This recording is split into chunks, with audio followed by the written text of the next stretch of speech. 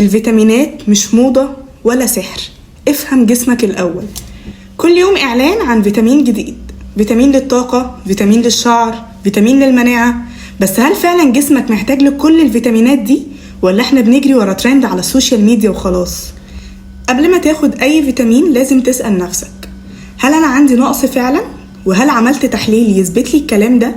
هل جسمي فعلا محتاج دعم خارجي بأدوية، ولا بس مجرد ان انا اهتم باكلي ونومي وانا هلاحظ ان صحتي بقت احسن؟ الفيتامينات مش سحر، هي بس مكملات بتساعد ان الجسم يكون في حالة افضل، وده لو اتاخدت صح. طب لو اتاخدت غلط ممكن تأثر لي بالسلب على الكلى او الكبد، او ممكن تزود لي الاعراض اللي انت اصلا بتحاول تعالجها.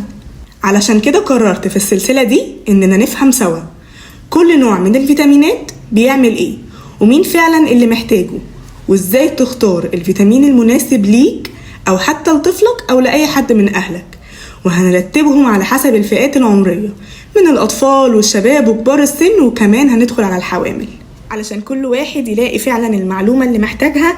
تابعوني وزود وعيك للحاجة قبل ما تشتريها. الصحة بتبدأ من فهمك لنفسك واحتياجاتك واحتياجات جسمك، مش مجرد اننا ندخل نشتري اي دواء سمعنا عنه من الصيدلية ندخل كده كان مفيد لحد تاني فاحنا داخلين ناخد زيه. بالعكس، اول ما هتفهم نفسك وهتفهم احتياجاتك ساعتها بس هتقدر انك تحافظ على نفسك. انا دكتور نرمين، وده كان اول فيديو في سلسلة اعرف فيتامينك.